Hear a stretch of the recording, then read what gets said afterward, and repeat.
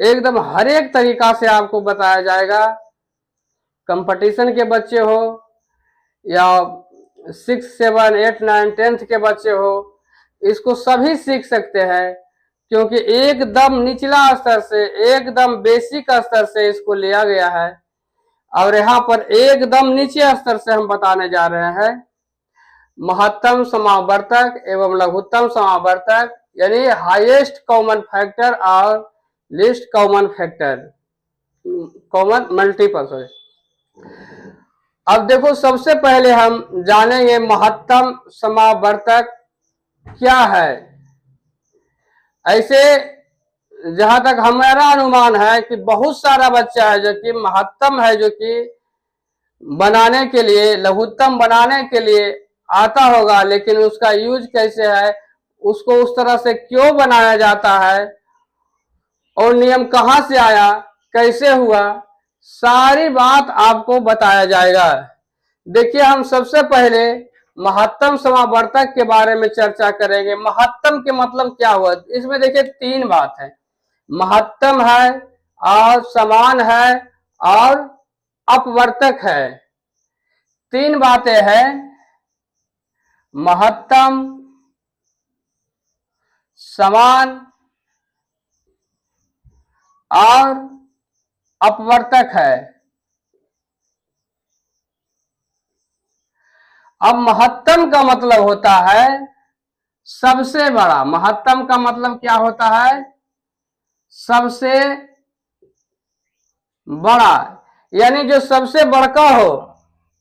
समान के मतलब होता है जो सब में रहे, जो सब में रहे। और सबसे बड़ा चीज जो जानना है, वो हमको जानना है अपवर्तक जानना है। अपवर्तक क्या है, अपवर्तक के बारे में, एक अपवर्त होता है और दूसरा अपवर्तक होता है। जैसे एक उदाहरण से हम जानते हैं, यदि आपको हम 4 और 6 का हम बोले कि लासा निकाल के बताइए, सॉरी मासा निकाल के बताइए, तो आप क्या करते हैं, आपको बताया गया होगा कि 4 को 6 से भाग देंगे एक बार, 4, 2, और फिर यहां पर से 4 के हम उतार देते हैं, 2 दूनी 4 हो जाता है और 0 हो जाता है, और मासा जो है हम 2 लिख देते हैं। तो अपवर्तक का मतलब एक तरह से देखा जाए तो ये होता है कि देखो यहां पर जो 2 आया, तो 2 एक ऐसा संख्या है जो 4 को भी काट रहा है और 6 को भी काट रहा है। तो हम ये बात को बोल देते हैं कि हमारा जो मासा है वो 2 आएगा। उससे पहले हम अपवर्तक के बारे में अब डिटेल से सीखेंगे। मासा आप कैसे निकालते हैं वो बात हम बेसिक जो है निकालने का तरीका वो हम बता दिए हैं। अब देखो अपवर्तक का मतलब क्या हो गया, यहां पर क्या देखे कि 2 जो है इसे भी काटेगा और इसे भी काटेगा। इससे अर्थ निकलता है कि अपवर्तक वही संख्या होता है जो उसको डिवाइड करता है, यानी कि काटता है। जैसे एक संख्या हम यहां पर ले लेते हैं, 12 ले लिए, और 12 का बोला जाए कि अपवर्तक क्या होगा, तो अपवर्तक का मतलब सीधा सीधा ठेठ भाषा में समझना है कि 12 को काटने वाला कौन कौन संख्या है। तो कौन कौन संख्या है जो कि 12 को काटेगा,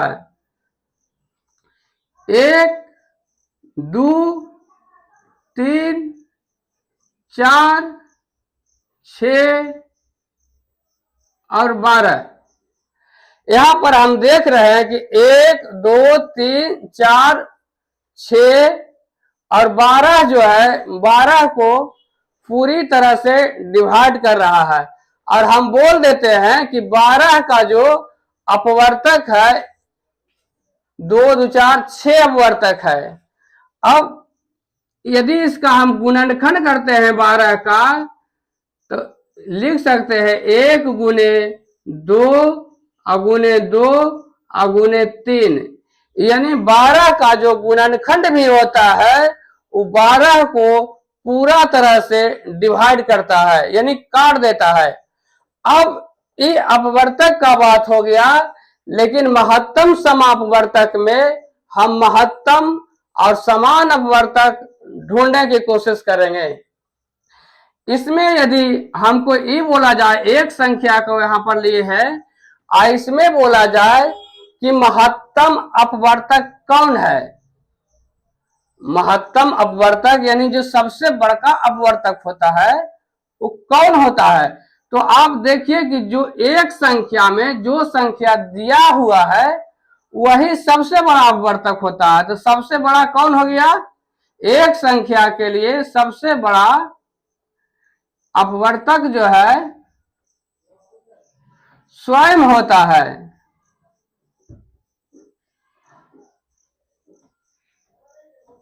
यानी 12 ही होगा। यदि छोटा अपवर्तक का बात किया जाए, सबसे छोटा अपवर्तक तो 1 होगा, और 1 जो है सभी संख्या का अपवर्तक है। 1 जो होता है सभी संख्या का अपवर्तक होता है।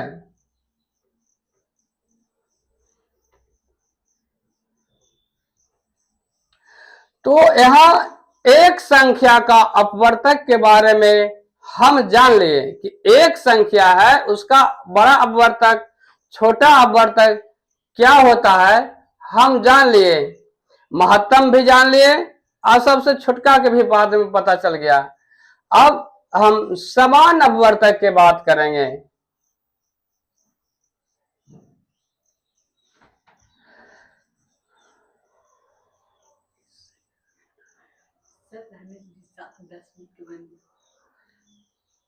अब देखिए समान अपवर्तक में क्या हो जाएगा कि एक से यदि अधिक अपवर्तक है तब उसको हम किस तरह से ज्ञात करेंगे। जैसे हम ले लेते हैं 12 और 15 का यदि मासा निकालने के लिए बोल दिया जाता है तो झटपट निकाल देते हैं। लेकिन अभी हम बताएंगे एक से अधिक संख्या का यदि अपवर्तक निकालना है तो कैसे निकालेंगे। अब देखो, और उसमें भी हमको क्या निकालना है, महत्तम और समान और अपवर्तक। तो देखो 12 का गुणनखंड हम लिखते हैं, तो 12 का गुणनखंड लिखेंगे तो 1 गुने 2 गुने 2 और गुने 3 हो जाएगा। यदि हम 15 के लिखते हैं तो 1 गुने 3 गुने 5 हो जाएगा। यदि सिर्फ समान अपवर्तक की बात करें, सिर्फ समान अपवर्तक की बात करें तो समान में हम देखते हैं दोनों में, एक दोनों में है और 3 भी है जो कि दोनों में है। तो समान अपवर्तक में 1 भी आ जाता है और 3 भी आ जाता है, लेकिन हमको समान के साथ साथ महत्तम भी चाहिए, यानी सबसे बड़का। अब बताइए दोस्तों, इन दोनों में जो सबसे बड़का है और समान भी होना, सबसे बड़ा तो यहाँ 5 दिखाई दे रहा है, लेकिन 5 इसमें नहीं है, बड़ा भी होना चाहिए और दोनों में होना चाहिए। अब देखिए दोनों में कौन है, 3 और 3 दोनों में है और सबसे बड़ा है। तो इसका हम मासा क्या कहते हैं, मासा जो है 3 लिख देते हैं। यानी महत्तम समावर्तक का पूरा पूरा मतलब ये हो गया कि दोनों में होना चाहिए और दोनों में और सबसे बड़ा होना चाहिए। दोनों में तो 1 भी था लेकिन 1 सबसे बड़ा नहीं है, जो सबसे बड़ा है वो 3 है, इसलिए महत्तम समावर्तक हमारा 3 हो जाएगा। अब महत्तम समावर्तक के बारे में आगे और जानेंगे अगले क्लास में।